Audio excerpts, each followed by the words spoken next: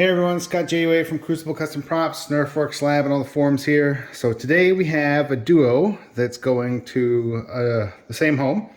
This is a Han, Empire Strikes Back, and a Han, Return of the Jedi, Stembridge. So both of these are based on the actual live or blank firing props from those two movies. And these are done on the Field Marshal 1:1 scale Mauser replicas, with all his parts, except for the Han has a real M19 full light port scope. Now this one was mine. I've been hoarding it for a while, but I decided to let it go to this one person who's had me build a lot of blasters for him. In the end, I figured it's been sitting in a safe for so long, I'm not going to use it, so I sold it to him. But some of the cool details on these are everything's metal, of course, that should be metal. The Stembridge has the brass parts that are should be brass, and the Stembridge has unique grips, as in the original pistol that was done by the Stembridge Armory had some refinished original Mauser grips, where the original checker, the original crosshatch pattern, where the lined pattern was ground down and the crosshatch checkering has been put on. It's really cool. Chris from War Machine or Field Marshal or now the Blaster Factory did a really great job on making these turn out to be pretty accurate. And of course, as well as the brass parts here, the brass scope tip on the fake scope. And we've got the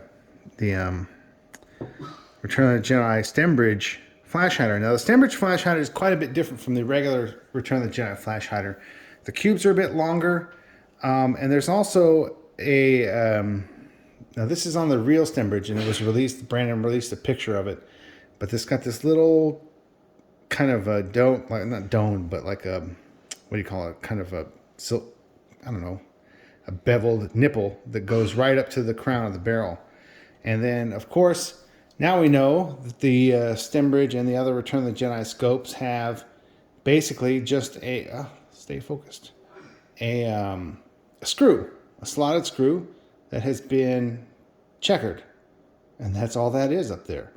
So now we have that super accurate too, instead of having the kind of like a reflector piece that was cast and put in there. The Stembridge also has a little aluminum motor coil kind of greebly thing over here. And I know it's aluminum because I have pictures of the original prop that are really good. And you can see it quite up close that, that this is metal. It's just a bit of oil. That this is a metal piece. And so that's... And Chris sends a 3D printed piece with these. But I decided to go ahead and make it out of some aluminum plate that I had. It was kind of hard to do, to be honest, because it's so small. But I milled those holes and made it and everything. And these are, of course, his greeblies. But that's how the Stembridge really was. At least in the film, you can see the two. You can see the two. The two cylinders here. Now I don't know what was here during the film. I can't remember. There's nothing on it now, so and I don't think there was anything on above the trigger during filming, but there's never really a good sign of that during the movie anyway. But in any case, I've done all the proof marks, serial numbers to these Mausers. You can see here the Crown Over U, serial number, Crown Over U. The military acceptance proof is here. The new type safety, serial number, everything here is good to go. Everything works as it would a Mauser. So very cool to have the... Now, what's cool about the Stembridge, as in the movies, this is the one that got the most action out of all of them. This one had the biggest body count of stormtroopers. Han fired this the most out of the three movies. He did the most. He did the most with this of his personal blasters that got shown in the movies, other than shooting at Vader and the in Empire Strikes Back and the cave monster, the Stembridge is king as far as getting used on screen to dispatch enemies. So that's very cool. Here is the Han. It's just almost identical to the Luke. Really, the paint is a little bit different. There's no real good scenes of it on this side, and the pictures that I do have show 0 greeblies whatsoever. So that's what we're going with here.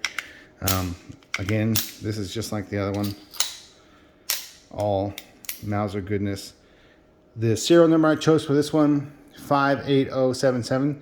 Episode 5, 1980.